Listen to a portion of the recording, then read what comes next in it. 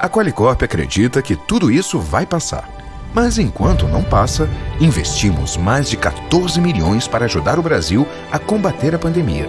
No Rio e em São Paulo, a Qualicorp se associou a grandes empresas para entregar 345 leitos ao sistema público de saúde. Milhares de vidas estão sendo salvas. Juntos, daremos a volta por cima.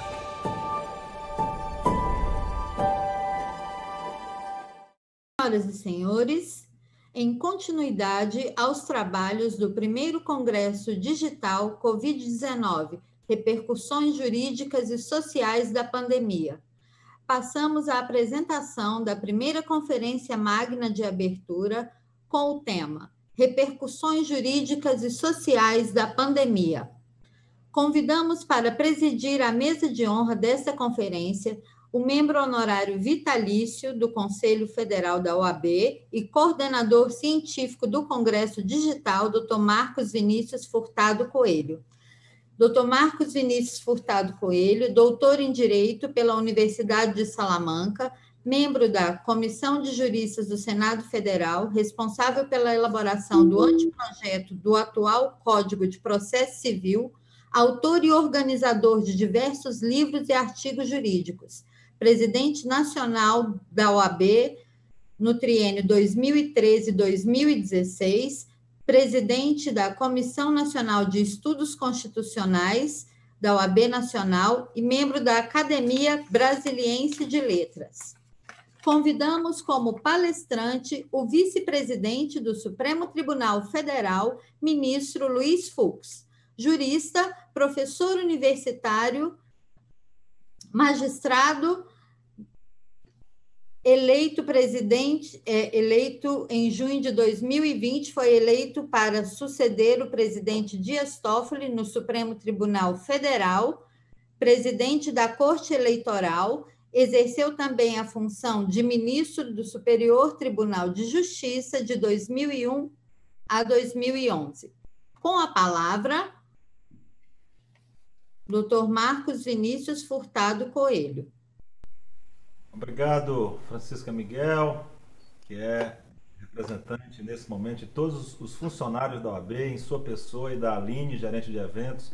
Agradeço todo o corpo de servidores da instituição, tão abnegados que foram para a realização deste evento. Saúdo inicialmente o palestrante, ministro Luiz Fux, que tem grande contribuição à sociedade de magistratura e à advocacia de nosso país.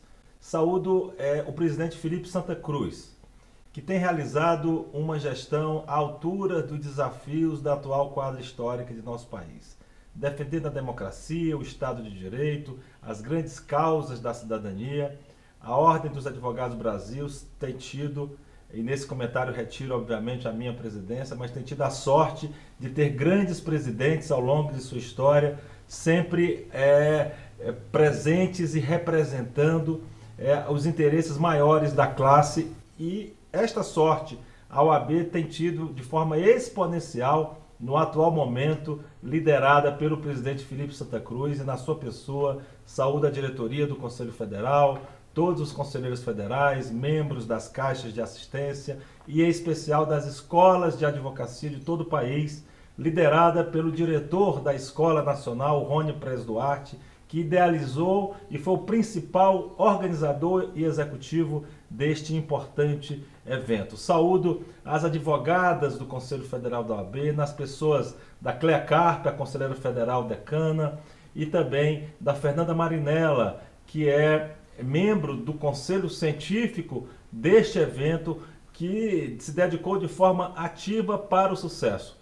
Ministro Luiz Fux e colegas advogados, estamos sendo acompanhados por cerca de 100 mil inscritos nesse momento virtual, uma realização da OAB desta conferência por esta via digital, em homenagem principalmente ao esforço que o país e o mundo estamos realizando todos, e principalmente os profissionais da saúde que estão mais próximos desta grande tragédia que são as perdas humanas, e portanto a homenagem dos advogados aos profissionais da saúde de nosso país. Ao realizarmos um evento virtual, estamos colaborando também para a superação desta pandemia. Gostaria de, nesse momento, enfatizar que o evento é plural, todos os setores da advocacia e da sociedade estão representados, os temas os mais diversos, de importância para o exercício da advocacia, como também para a defesa da democracia, defesa de um Estado democrático com mais justiça, com fraternidade, com justiça e com solidariedade. Enfatizar a necessidade, nesse momento, de que todos nós possamos centrar os nossos esforços, tanto a OAB quanto a sociedade, para a superação da crise. O ministro Dias Toffoli, na abertura que acabamos de presenciar, enumerou que mais de 500 mil empresas foram fechadas em nosso país recentemente por conta também da pandemia. Então é preciso recuperar os empregos, recuperar o desenvolvimento econômico, e todos nós da sociedade, inclusive os advogados e o Poder Judiciário, devemos ter um compromisso com essa retomada dos empregos para garantir dignidade às pessoas humanas, sublinhar que é hora mais do que nunca de superação de diferenças, de diálogo, de construção de propostas, de estabilidade e respeito à Constituição e às instituições da República. Também apresentar o ministro Luiz Fux, que dispensa apresentação curricular, porque tem sido um membro de um poder da República engajado nesses ideais de um Brasil justo, fraterno, solidário e de progresso, onde prevaleça o Estado Democrático de Direito. O ministro Fux é presidente eleito do Supremo Tribunal Federal.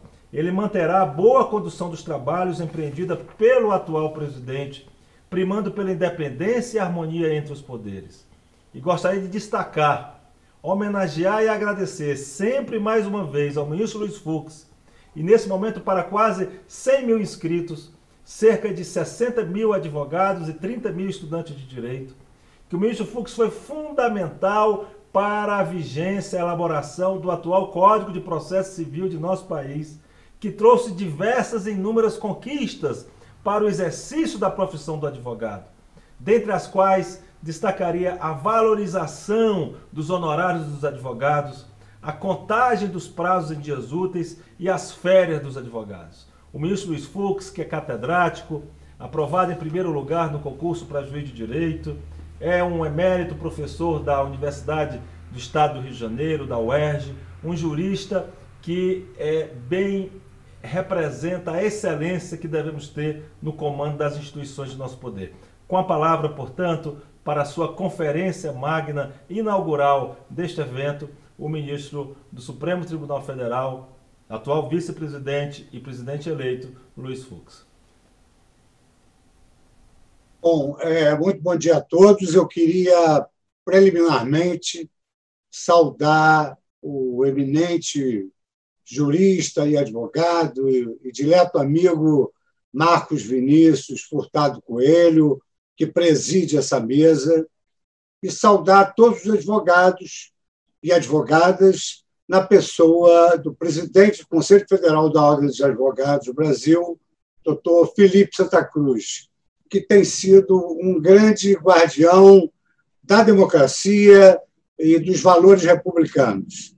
Sempre que há um ruído na vida nacional brasileira, tanto ele tanto o doutor Santa Cruz quanto o doutor Marcos Vinícius sempre erguem as suas vozes em prol dos nossos princípios morais da Constituição e das razões públicas que representam o ideário da nossa nação. Gostaria também de destacar um dado muito interessante, que todas as vezes que eu sou convidado pela Ordem dos Advogados do Brasil, eu sempre me disponho a comparecer, porque sempre que vivencio eventos na Ordem dos Advogados do Brasil, eu faço um mergulho no meu passado. E o meu passado relembra a figura de um grande homem ético, de um grande advogado que foi meu pai, Dr. Mendel Wolf Fux, que partiu cedo, mas me deu lições memoráveis, dentre as quais a de que o advogado não deve temer qualquer receio de cair em popularidade se ele defende os valores éticos, morais e democráticos do Brasil. Por outro lado, a minha família é toda ela composta de advogados.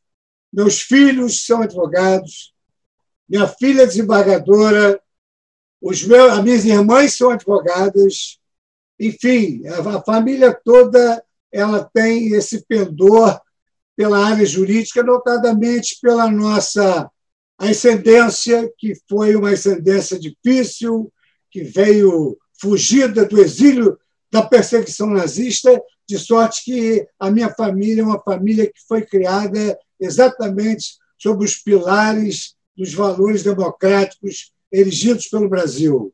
Liberdades, igualdade e, acima de tudo, hoje, nesse momento de flagelo, a solidariedade. O nosso tema de hoje é um tema palpitante na medida em que ele versa sobre os reflexos jurídicos e sociais dessa pandemia. O professor egípcio, titular da Universidade de Jerusalém, Eric Hobsbawm, escreveu o melhor livro da história que eu conheço até hoje, que é A Era dos Extremos, o breve século XX. Mas eu tenho certeza de que ele prosseguiria no segundo volume, narrando exatamente que o início do século XXI representa muito mais do que a Era dos Extremos. Porque se os homens passaram a navegar dos mares à internet, hoje os homens enfrentam os seus problemas, o seu dia a dia de trabalho, principalmente os advogados, que são homens que vivem do seu trabalho diuturno. Hoje nós temos aí nos esforçado para não pararmos o nosso trabalho através da realização dessas videoconferências, onde conseguimos transmitir um pouco daquilo que representa a nossa percepção. Marcos, eu iniciaria dizendo que a pandemia trouxe dois grandes impactos jurídicos. O primeiro deles foi a intervenção estatal no domínio econômico, que é a exceção ao que preconiza a nossa Constituição. Foi necessária a intervenção estatal no domínio econômico, principalmente para proteger a classe trabalhadora, na medida em que empregados e empregadores estavam de acordo com a redução da jornada de trabalho para que não fossem demitidos e, a fortiori, também com a compensação salarial, permitindo, inclusive, aos mais qualificados que possam exercer até mais de uma função. E o segundo impacto muito importante se deu exatamente no campo da responsabilidade fiscal, que tem um lado bifronte, um lado positivo e um lado negativo. O lado positivo foi permitir exatamente o rompimento dos tetos estabelecidos pela Lei de Responsabilidade Fiscal, no afã de viabilizar o atendimento a essa comunidade carente do Brasil, onde se verificou que a maior miséria do Brasil não é só a miséria intelectual, é também a miséria econômico-financeira. Brasileiros que vivem nos limites da sobrevivência biológica. E, nesse momento, o Brasil passou a ter consciência de que não se pode legar a própria sorte em respeito à dignidade humana esses 50 milhões de brasileiros que vivem abaixo da linha da pobreza.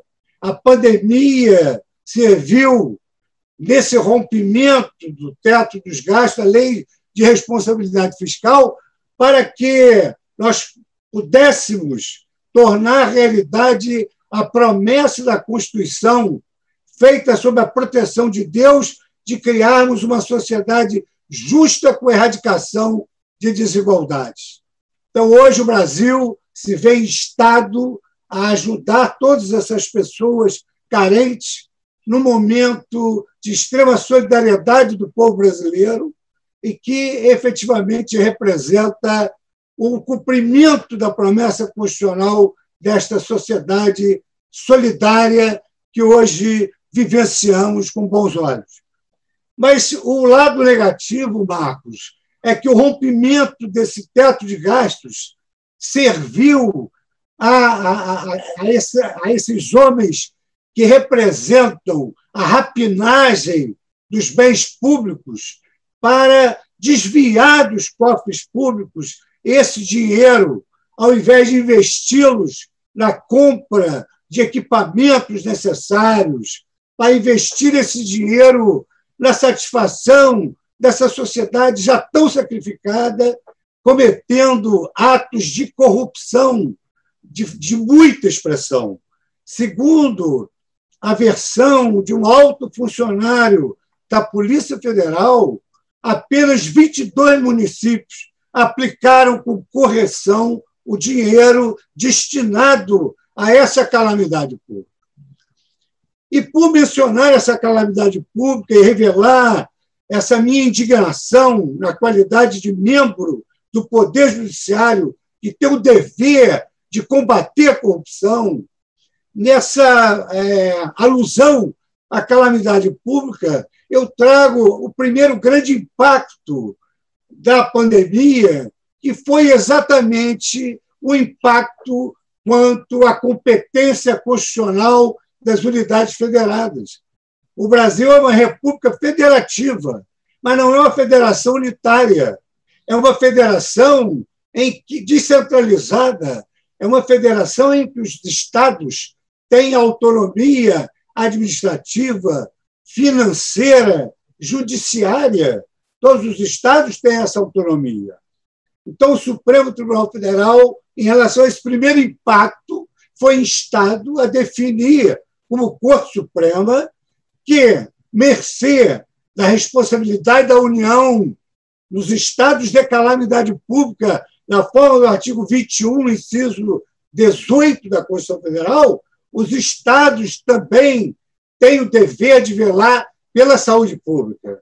E foi exatamente à luz dessa interpretação teleológica, dessa interpretação consequencialista, dos riscos que essa pandemia trouxe, é que o Supremo Tribunal Federal estabeleceu que a competência dos estados de calamidade pública é da União, mas essa competência da União não exclui a competência concorrente de estados e municípios, máxime quando eles apresentam peculiaridade local e que a proteção dada pelos estados e municípios ela é mais eficiente do que a proteção concedida genericamente. Então, nós sabemos que, à luz do princípio da razoabilidade, nem se permite o excesso e nem se permite o retrocesso.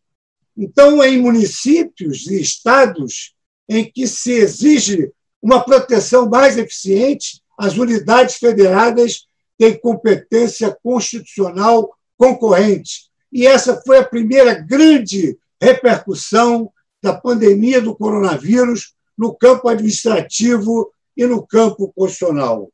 Mas não é só. A pandemia trouxe uma repercussão enciclopédica, que eu vou procurar demonstrar de maneira simples nessa nossa interação entre juízes e advogados que consagramos as nossas vidas em prol da justiça para o bem do povo brasileiro. E a segunda repercussão mais expressiva foi exatamente no campo obrigacional dos contratos e das relações jurídicas, quer de direito público, quer de direito privado. Nós sabemos que as obrigações contraídas elas foram firmadas sob o signo da regra da pacta sunt servanda. Os pactos foram feitos para serem cumpridos. Mas no direito brasileiro, que é fundado nos princípios da justiça e da moral, diferente do sistema da common law, que é fundado no princípio da justiça e da razão, aqui no Brasil, os juízes têm sensibilidade, porque o nosso sistema ele é calcado na justiça e na razão. E a justiça e a razão nos levam ao raciocínio que também considera digamos assim, a nossa sensibilidade. E justiça não é algo que se aprende, justiça é algo que se sente. De sorte que, no campo obrigacional, houve uma profunda quebra, Marcos, da equação econômico-financeira dos contratos. Então, é preciso que nós tenhamos em mente que a pandemia trouxe graves repercussões no campo do direito civil, no campo do direito administrativo, das licitações, no campo do direito comercial. Entretanto, o nosso legislador é tão sábio que, ao lado da regra da pacta sunt servanda, estabeleceu a teoria da imprevisão, a teoria da cláusula rebus sic stantibus.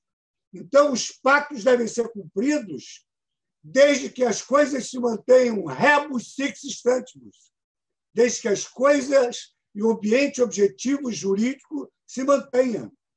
Então, eu me recordo, por exemplo, numa época em que o governo, na sua campanha, prometeu que não haveria variação cambial, que vários comerciantes, empresários, adquiriram bens em moeda estrangeira. E o valor desses bens, de um mês para o outro, variou 80%. Então, esses empresários se viam na contingência de devolver esses bens, porque não tinham mais condições de pagar. E o que fez o judiciário? Aplicou a regra rebus sic stantibus, ou seja, as condições para o pagamento devem ser as condições estabelecidas naquele momento em que o pacto foi estabelecido. E hoje, o novo Código Civil, a lei de liberdade comercial, imaginada por esse gênio do governo, que é Paulo Guedes, ela estabelece que, quando houver oneração excessiva, as partes devem reajustar o contrato. As partes devem sentar a uma mesa de conciliação. E observe, Marcos, você com a sua experiência de advogado, e eu vivenciei isso no escritório do meu pai, quando o locatário é bom e ele não pode pagar, principalmente numa situação como a de hoje, o locador senta numa mesa com ele e negocia um novo valor, porque ele não vai perder aquele bom locatário que cumpre todas as obrigações. A mesma coisa o governo. A própria Constituição permite a readequação econômica dos contratos administrativos. E o Código Civil e a Lei de Liberdade do Comércio prevê a extinção do vínculo, se não pode pagar, prevê que o próprio devedor possa tomar essa iniciativa e prevê o que é melhor, a consensualidade em que as partes sentam numa mesa e podem fazer a readequação econômico-financeira do contrato. Para mim, essa é uma grande inovação do direito para enfrentar a pandemia, na medida em que nós ingressamos não só no momento de solidariedade social, mas também no momento em que há de prevalecer a era da consensualidade. E eu lanço aqui uma assertiva como juiz de carreira há mais de 40 anos. Eu duvido que o magistrado será impiedoso em impor o cumprimento de obrigação íntegra, nesse momento, sem atender aos apelos da consensualidade. Porque o consenso ele otimiza o relacionamento social. O consenso traz à parte a sensação de justiça e de felicidade. E ela, então, vai cumprir a sua obrigação da maneira que for possível diante desse quadro imprevisível, para o qual o ordenamento jurídico brasileiro tem um instrumento denominado da teoria da imprevisão.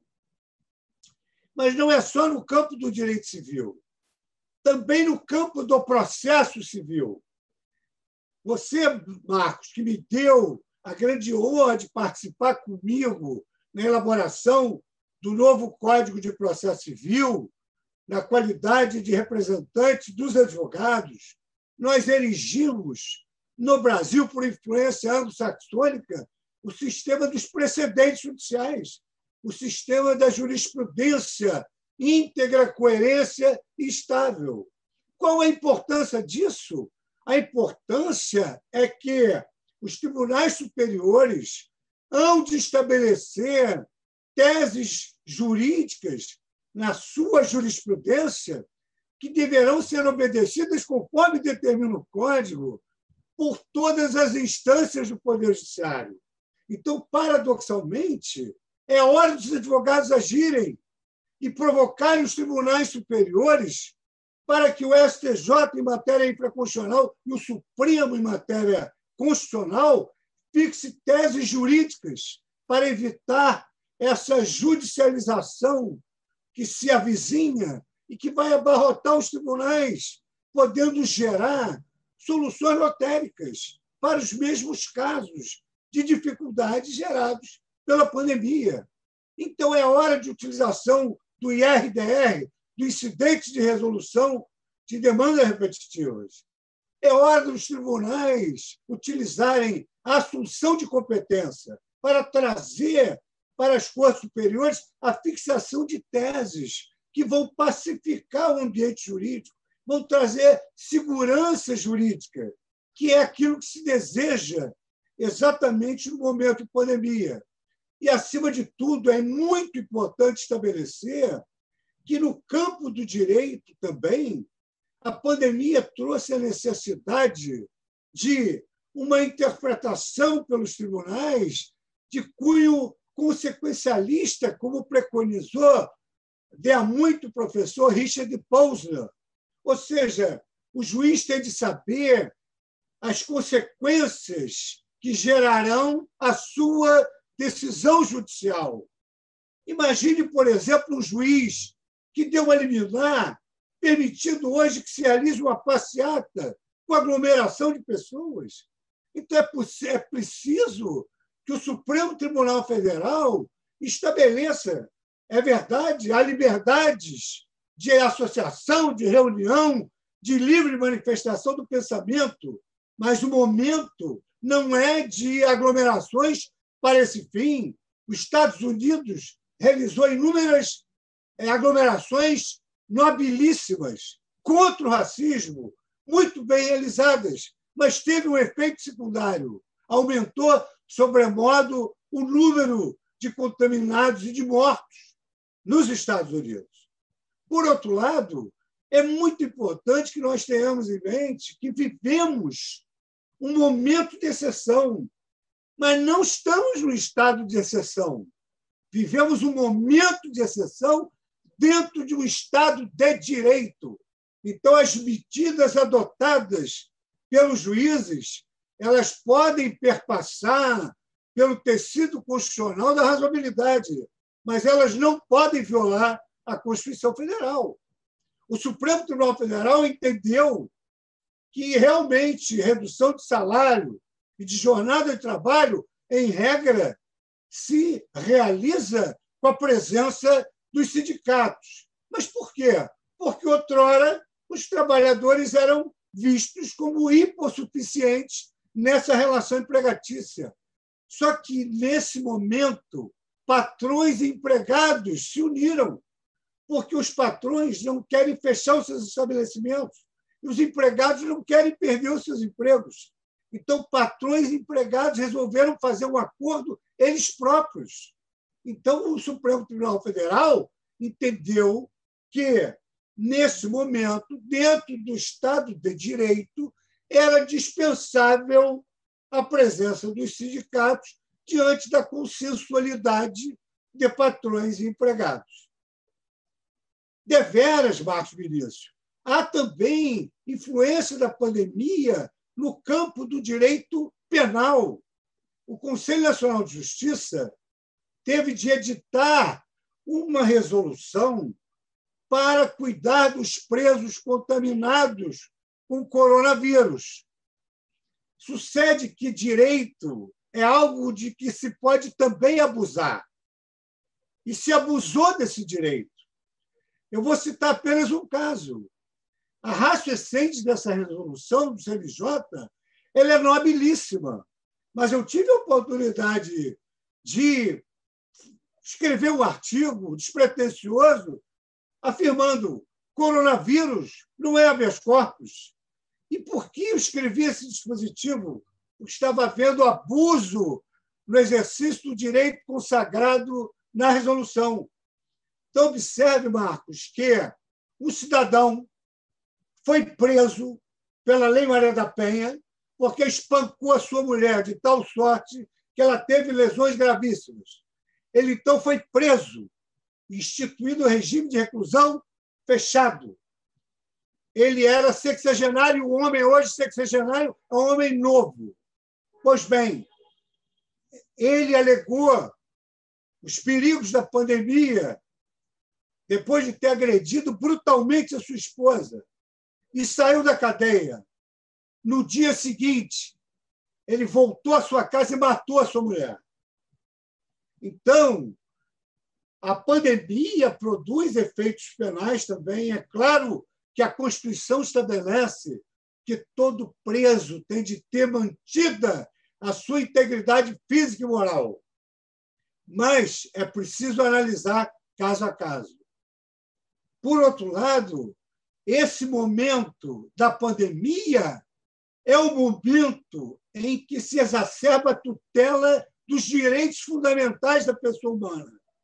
O Brasil, hoje, elegeu o ser humano o centro de gravidade da ordem jurídica.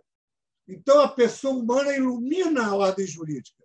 Não se pode, de forma alguma, ter nenhuma fraqueza, não se pode ter nenhum desvio, nenhuma negligência em relação à pessoa humana, o seu direito fundamental à saúde.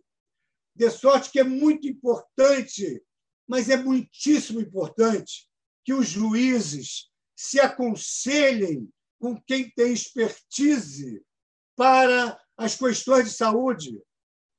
Você bem se lembra que nós nos batemos na comissão para que os juízes de primeiro grau também tivessem o auxílio de um amicus curiae.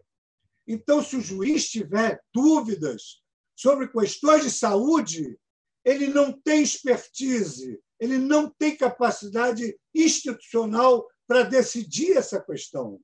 De sorte que os juízes devem se valer dos amigos da corte, porque se nós estamos vivendo um momento de exceção, é a hora fundamental de nós protegermos os direitos fundamentais da pessoa humana. A Organização Mundial de Saúde, a todo dia, expede atos para que todos tenhamos cuidados que preservem a saúde do ser humano. Porque, na minha profissão de fé, Marcos, você sabe que eu sou um homem de fé, quando morre um homem, morre também a humanidade. Então, é preciso que haja dosagem nas medidas. Por exemplo, eu fui promotor de justiça em Trajano de Moraes. Trajano de Moraes é um município onde não teve nenhum caso de coronavírus. Fica muito longe. Ninguém vai, quase não vai a Trajano de Moraes. Foi a minha primeira comarca aos 22 anos de idade. Então, veja, lá em Trajano de Moraes, Marcos, a farmácia vende 2, 3 shampoos por mês. Então, lá não precisa fechar o comércio. Isso vai levar a um flagelo daquela população. Agora, o Rio de Janeiro tem que ter todo o cuidado. O ministro Mandetta falava, as praias lotadas. Isso é um desrespeito à dignidade do seu concidadão. Então, é preciso que a tutela dos direitos fundamentais seja levada a efeito não só pelo poder público, mas também por cada cidadão. Porque hoje é pacífico de que há uma eficácia horizontal dos direitos fundamentais, tanto no plano público quanto no plano privado. Vocês, por exemplo, imaginem, se a Ordem dos Advogados do Brasil ela expulsa um advogado sem respeitar o devido processo legal, vai se aplicar a uma relação profissional o devido processo legal, que é cláusula constitucional.